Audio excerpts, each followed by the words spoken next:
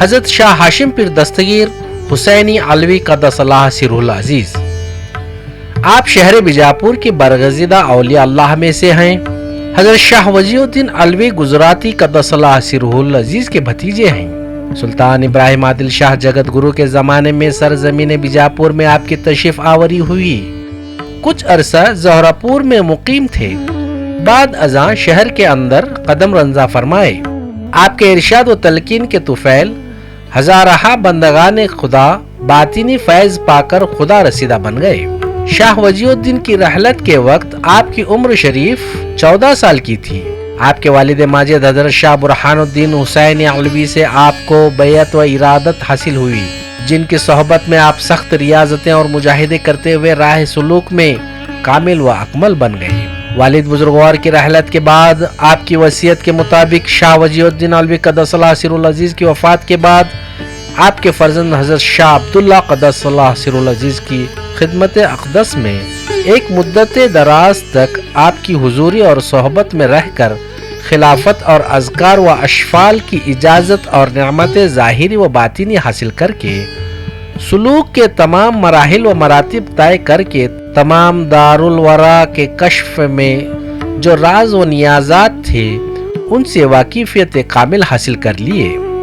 ابراہیم عادل شاہ اور ان کا فرزند محمد عادل شاہ حضرت کی جنابت میں نہایت اعتقاد رکھتے تھے اور آپ کی خدمت گزاری اور پاسداری کرتے، اور اپنے مشکل اور آفات کے زمانے میں آپ سے رجوع ہو کر اپنے مشکلات دور کر لیتے تھے اور آپ کی توجہ سے اپنے حاجات برلاتے تھے۔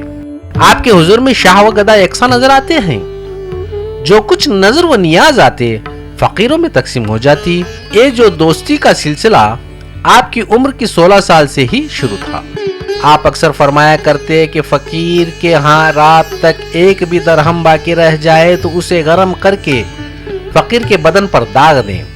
اس بات جیسا حضرت کا فرمان ہے کہ ہاشم جی سونی بات جن رکھے باسی بات اس کا جاوے ہاتھے ہاتھ۔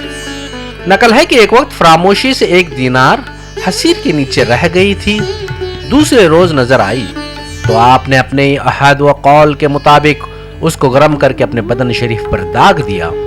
حضرت فرماتے ہیں کہ میں نے سلوک کا طریقہ 16 سال کی عمر میں اختیار کیا، نفس کی ہمیشہ مخالفت کرتا رہا، روبرو جو بھی آ جاتا کھا لیتا، کبھی نہ کہا کہ کچا ہے یا پکا ہے، پھیکا ہے یا تھیکا ہے۔ حضرت نے 2 مرتبہ حرمین شریفین کی زیارت کی۔ اس میں ایک مرتبہ اپنے جد امجد جناب حضرت رسالت مآب صلی اللہ علیہ وسلم کی دعوت پر حاضر خدمت ہو کر ظاہری اور باطنی نعمتوں اور فیضوں سے سرفراز ہو گئے۔ رسول کریم ہمیشہ بشارتیں اور عنایتیں فرمایا کرتے تھے۔ آپ کے ملفوظات میں مذکورہ ہے کہ حضرت شاہ ہاشم قدس سرہ فرماتے تھے کہ ایک معاملہ یوں ہوا کہ میں ہوشیار ہوں کہ اپنے گھر سے زہرہ پور کی مسجد کے صحن میں آیا، دیکھا تو ممبر کے پاس محراب کے روبرو حضرت محمد صلی اللہ علیہ وسلم صحابہ رضی اللہ کے ساتھ کھڑے قبلہ رخ ہو کر کچھ مسائل بیان فرما رہے ہیں۔ اسی اثنا میں یہ فقیر جلدی جلدی مسجد کے اندر آیا۔ ایک صحابی نے کہا یا رسول اللہ ہاشم آئے ہیں۔ آپ نے اپنا چہرہ انوار فقیر کی جانب کیا۔ فقیر کلمہ کی انگلی زمین پر رکھ تسلیمات بجا لاتے ہوئے دونوں دست مبارک زانوں پر رکھ کر با ادب بیٹھ گیا۔ رسول کریم صلی اللہ علیہ وسلم نے فقیر کو خطابات اور دعاؤں سے نوازا۔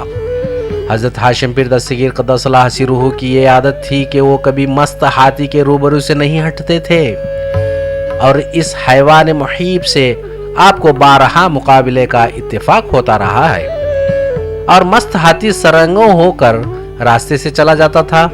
ایک روز حضرت سے ایک مرید نے عرض کیا حضور آپ ہاتھی، شیر اور زہریلے سانپوں کے روبرو سے منہ نہیں موڑتے ہیں، یہ شجاعت ہے یا اسماء الہی کی برکت ہے؟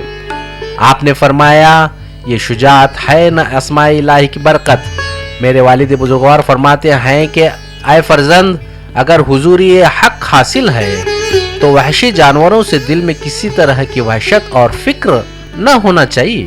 اگر کچھ وحشت کا احساس بھی ہوتا تو سمجھ لے کہ تو اپنے مرتبے سے نیچے گر گیا ہے، اس کا علاج کرنا ہے تاکہ پھر سے اس مرتبے کو پہنچے۔ नकल है कि सुल्तान इब्राहिम आदिल शाह जगत गुरु के जमाने में कहत साली हुई। लोग परेशान हाल भूखे प्यासे आपके हुजूर आकर दुआ की दरख्वास्त की।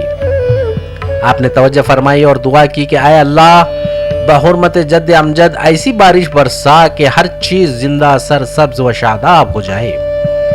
हजरत की जुबान मुबारक से इन कलमात का निकलना ही था कि आसमान पर चारों तरफ बर्फ छा गया और ऐसा बरसा कि हर तरफ नदियां नाले बहने लगी और खेतियां दरख्त सरसब्ज हो गए।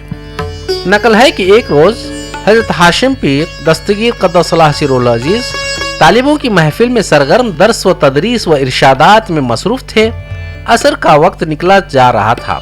हाजरीन के दिल में ख्याल आने लगा कि हजरत क्यों कर इस तरफ ख्याल नहीं कर रहे हैं, लेकिन किसी में पूछने की हिम्मत न हुई। आखिरकार सूरज गुरूब होने के आखिरी वक्त हजरत मजलिस से उठे, ताज़ा वजू किया और सीढ़ियों पर चढ़ रहे थे कि आफताब फिर निकल आया।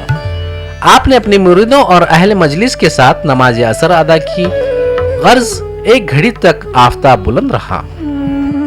नकल है कि एक शख्स हाजी जाकिर नामी बुजुर्गों की खिदमत और उर्सों वगैरह में नात व दीगर मनकबत वगैरह पढ़ता था। उसकी आवाज में कुछ खराश थी। लोग उसको सुनकर उसका मजाक उड़ाते थे। गुलकार हजरत के करामात सुनकर आपकी खिदमत में मुअद्दबाना गुजारिश की कि उसकी आवाज में मिठास पैदा हो। हाशिम पीर दस्तगीर क़द्दसल्लाहु सिर्रुल अज़ीज़ ने उसे अपना दस्तार खास और 2 बूटी की चादर अता की और फरमाया कि जा, अब तुझे लहने व दाऊदी अता हो गई है। इसके बाद जब भी ये गवैया गाने लगता तो उसकी खुश अलहानी से लोग अपना दिल हार बैठते और जंगली चरिंदों परिंदों को भी अपने हुस्न आवाज के दाम में फंसाता था। एक खादिम अपने तादम हयात इसी तरह लहने दाऊदी से गाता रहा। नकल है कि हजरत जिस वक्त बीजापुर आ रहे थे, रास्ते में एक ईसाई बूढ़ा मिला और हजरत से कहने लगा कि मैं बड़ा कीमियागर हूँ, आपको इस इल्म से नवाजना चाहता हूँ, यही आपकी खिदमत में मेरा हदिया समझिए। हजरत हाशिम पीर दस्तगीर ने उससे कहा कि मैं फकीर आदमी हूँ, मुझे सोने से क्या मतलब, अगर तुझे सोना चाहिए तो पत्थरों का ढेर जमा कर। हस्बे इरशाद इस बूढ़े ने एक बड़ा पत्थरों का ढेर जमा किया। आपने इस ढेर पर अपनी नजर कीमियाई डाली तो ढेर सोने का बन गया और उस बूढ़े से कहा कि तुझे जिस कदर चाहिए ले जा। हजरत की इस करामत से वो बहुत मुतासिर हुआ। कदमबोस होकर अर्ज करने लगा कि आपका खादिम और मुरीद बना लें। आपने उसे अपने जुमरे मुरीदैन में शामिल करके हिदायत जिक्र व अज़कार से नवाजा। नकल है कि एक रोज आपका एक मुरीद खास आपके हुजूर हाजिर होकर अर्ज किया कि खादिम हज बैतुल्लाह का अज़्म किया है, हुजूर वाला की इजाजत चाहता हूँ। हाशिम पीर दस्तगीर ने अपना हाथ लंबा किया और मुरीद से फरमाया कि इधर नजर कर। मुरीद ये देख कर हैरान रह गया कि उसके सामने काबा है। आपने फरमाया कि तवाफ कर लो। हस्बे इरशाद तवाफ काबा से मुशर्रफ हुआ। फिर थोड़े वक्त के बाद मुरीद से फरमाया कि अल्हम्दुलिल्लाह, खुदा ताला ने तुमको यही तवाफ से सरफराज किया है। खादिम ने कहा कि ये सिर्फ और सिर्फ फजल इलाही और आपका सदका है।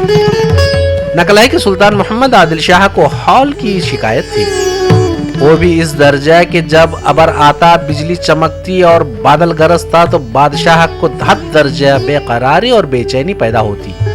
तमाम हकीम और दरबारी तबीबों से इलाज न हो सका। बादशाह हर वक्त हौल से बेकरार रहता था। आखिरकार शाह हाशिम पीर दस्तगीर क़द्दसल्लाहु सिर्रुल अज़ीज़ की खिदमत में अर्ज करवाया कि इस बला से निजात हो। हजरत ने तवज्जो फरमाई और उसी दिन से बादशाह का हौल जाता रहा।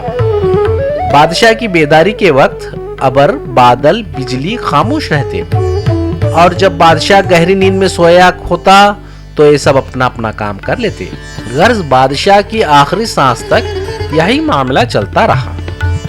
नकल है कि उस जमाने में 2 मशहूर और मारूफ चोर थे। वो कभी फौज और दरबारी अहलकारों के हाथ न मिलते और दिन इत्तेफाकन कोतवाल ने उन्हें गिरफ्तार किया और उन्हें सजा देना चाहा तो उन्होंने कोतवाल से कहा कि ये हमारी खता नहीं थी, हजरत हाशिम पीर ने हमें इस काम के लिए भेजा है।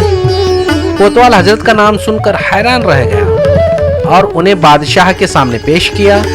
बादशाह के पूछने पर भी दोनों चोर हजरत का नाम पेश करने लगे। बादशाह और तमाम दरबारियों ने समझा कि हाशिम पीर दस्तगीर के तुफैल में ये लोग झूठ बोलकर बचना चाहते हैं। कई मर्तबा पूछने पर भी वो हुजूर के नाम को अपनी निजात और मुखलिसी का वसीला बनाकर वही बात दोहराते रहे। आखिरकार बादशाह ने एक मुलाजिम को दरियाफत हाल जानने हजरत के पास रवाना किया। हजरत ने जब ये बात सुनी तो कहा कि हाँ, हाशिम ही ने उन्हें चोरी का हुक्म दिया था।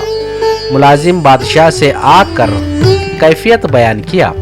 बादशाह को मालूम था कि आप क्या हैं, फिर भी दोबारा मुलाजिम को भेजकर दोनों चोरों का हुलिया, शक्ल व सूरत मालूम करना चाहा तो हजरत ने हूबहू बयान किया। अब बादशाह हजरत के फरमान पर उन्हें रिहा कर दिया। दोनों चोर फौरन हजरत की खिदमत अक़दस में हाजिर होकर अपनी खताओं की माफी चाही और आपके मुरीदों के जुमरे में शामिल हो गए। हजरत ने उन्हें गुनाहों से दूर रहने की ताकीद की। एक चोर ने कहा कि शराब खोरी और जिनाकारी मुझसे छूटना नामुमकिन है, लिहाजा मुझे रोज क़यामत आप बख्शिश की सिफारिश फरमाएं। आपने कहा ठीक है, अलबत्ता मेरी मौजूदगी में ये गुनाह मत करना। वो चोर बड़ा खुश हुआ और दूसरे दिन शराब पीने शराब खाने गया तो आप वहां मौजूद थे।